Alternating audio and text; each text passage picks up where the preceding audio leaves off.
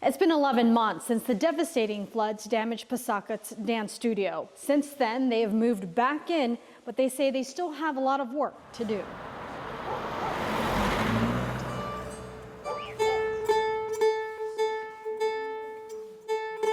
It's in this dance studio where Juliet Ann Sangalang feels at home. Where I found a lot of my identity. She joined PASACAT Philippine Dance Company more than a decade ago.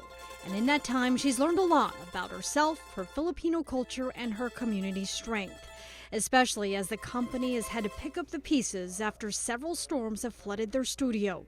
ABC 10 News was there in January as they walked through the damage left behind. And we've cleaned up a lot. As you can tell, the water was, the flooding was significant. It was across the entire building, well into the back room.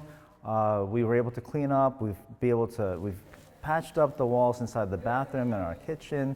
We've cleaned up the floors. We're following through with them now to see the progress they've made, but they've hit some bumps in the road.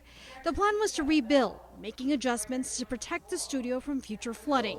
But a small business loan didn't pan out, forcing the PASACAT Board of Directors to start from scratch when it comes to funding the project. You lose a little heart every time, but you gain more perseverance as well. Even though they were able to move back in, they say it's a temporary fix. Unfortunately, the flood did take away that floor from us, but it's okay. We're going to get that back, and we're going to rebuild better for them.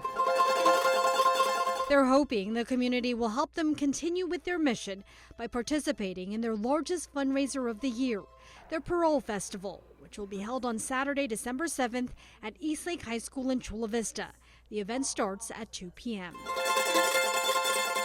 Marie Cornell, ABC 10 News.